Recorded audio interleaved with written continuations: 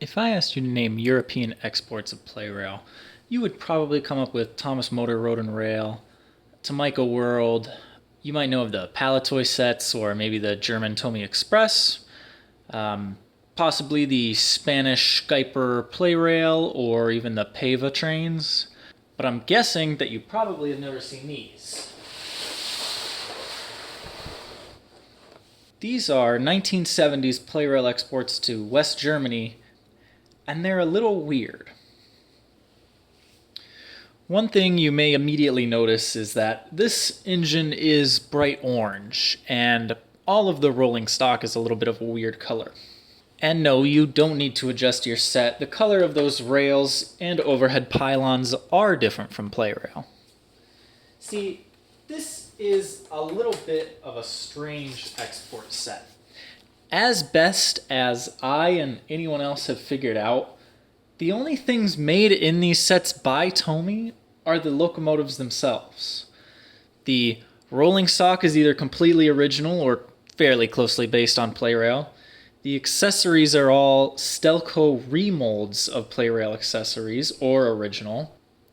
Things like the crossings and bridge piers are all Stelco remolds.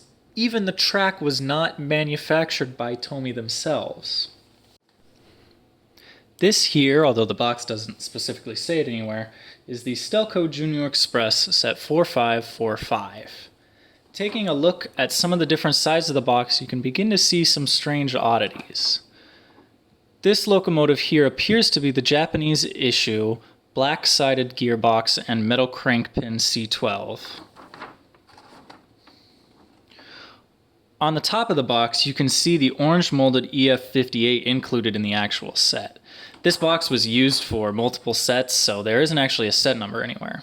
Looking at this picture on the side of the box, you can see that all of the components of the original Japanese issues from Tomy.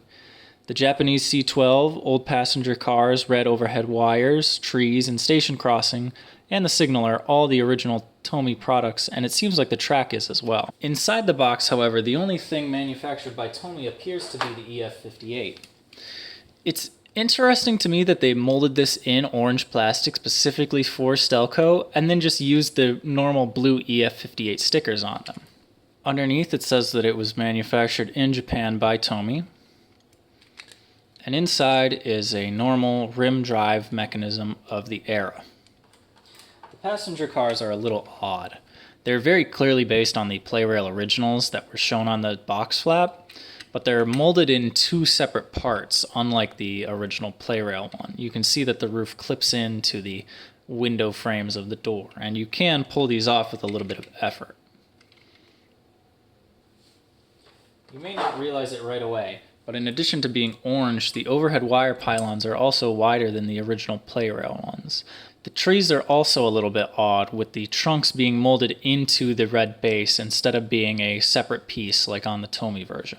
The Tomy tree, of course, separates into its three component parts fairly easily, while the Stelco version separates into only two. As mentioned, the rails are different in color, but they do match the other dimensions of Play-Rail rails of the time. That goes the same for the curves. Unlike Play-Rail, only some pieces are actually marked with their country of origin, in this case West Germany. It may not be immediately obvious, but the roughness pattern on the Stelco rails also extends the entire length of the rail itself, whereas the Play-Rail version ends shortly before the walls of the rail. Taking a look at this larger set reveals more original Stelco pieces.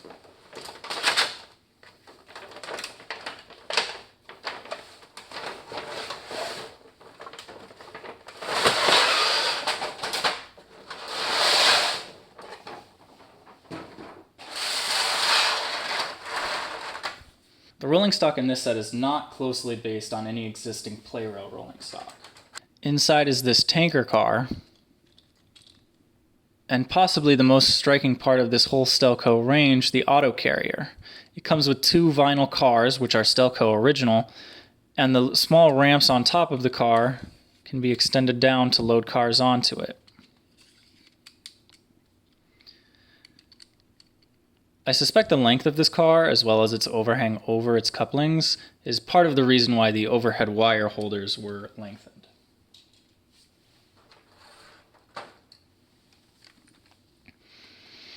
The C12 inside of the set at first glance might look like an old metal crank pin Japanese issue, but on closer inspection it appears to have a plastic gearbox and slightly different crank pins. I don't have a metal crank pin C12 from Japan, but I do have a D51, and you can see that these crank pins are sort of hollowed out. Inside is a plastic rim drive gearbox.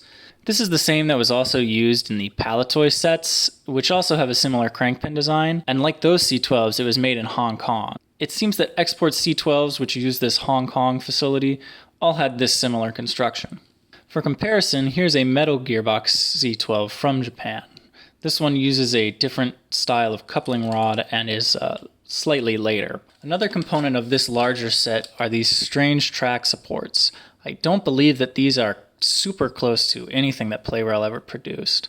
There are older track supports which look similar to this, but I don't think any quite match this pattern on top. Another central component of this set is the railroad crossing. Unlike the Play-Rail version, which uses metal counterweights to return the boom gates to their upward position, the Stelco version uses a rubber band system which attaches to the boom arm, goes underneath the crossing, and then clips in on the other side.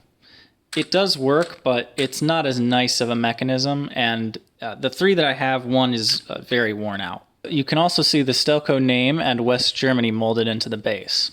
These signals, as best I can tell, are more or less original to Stelco. On the side which strangely faces away from you in the box, there's a sticker with lights.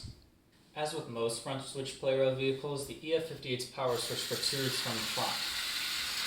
Like period C12s, the light on the running board sliding over causes it to turn on.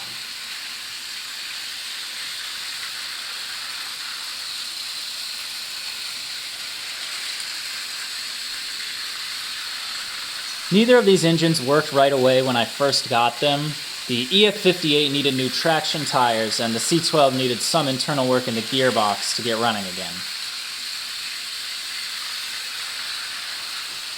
The majority of what you see here came from a single eBay listing, but I also bought two other ones. The original listing actually didn't include the C12 with the larger set, but I ended up finding two other lots, which gave me two Stelco issue C12s.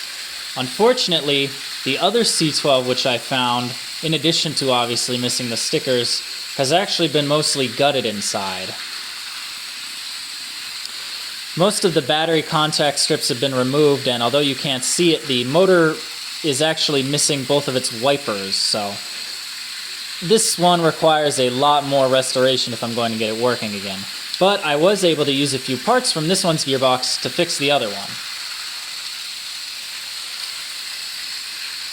In addition to the rolling stock that came in these two sets, I also located this tanker and two other colors of coaches. I actually have two of each of these four coach designs that you see here. For some reason, this particular green roof and orange body coach comes with orange wheels instead of red, which all the other ones do.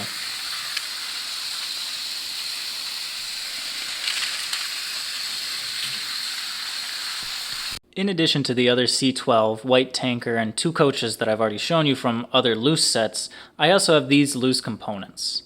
Some interesting pieces include a reverse colored signal, the opposite color station crossing. Looking through the Stelco catalogs as well as the back of the boxes, it would appear that some of these pieces, such as the Y switches, are only available in some of the track packs which were also available. You can see here on the back of the smaller sets box that they were also advertising their existing vinyl toy line as accessories to use. If you look at the layout on the box, it almost looks like they're using Play-Rail track next to their own track. And while that might be the case, I have also found that a handful of my track pieces are slightly lighter than others, so it's possible that different batches produce slightly different colored track. The back of the 4570 set shows how it can be expanded using a few of the different track packs. Similar to the other set, it includes the battery and power instructions for a Japanese issue C12, but it features them on the top and bottom. Some oddities on the front of the box include using the original Japanese issue C12 and Play-Rail signal and crossing, but the changed Stelco track supports and overhead gantries. So there you go, Stelco Junior Express. After a factory fire in 1976 and going bankrupt in the late 70s, by 1979 Tomy had bought out Stelco. Letterheads from both companies show that Tomy eventually moved into the building where Stelco was operating out of. It's funny to me that seemingly the first Play-Rail export to Germany was called Junior Express, and Tomy's own shot at it later on in the 80s was called Tomy Express. I'm not sure if there's any real connection there, but it's possible. I also find it a little bit funny that Tomy Express used a darker track system, which, although not the same color as Junior Express, both are darker than normal Play-Rail rails. This could all be complete coincidence, but I think it's a little bit funny either way. Anyways, thanks for watching. I hope you enjoyed a look at these pretty hard to find German Play-Rail part export and part original products.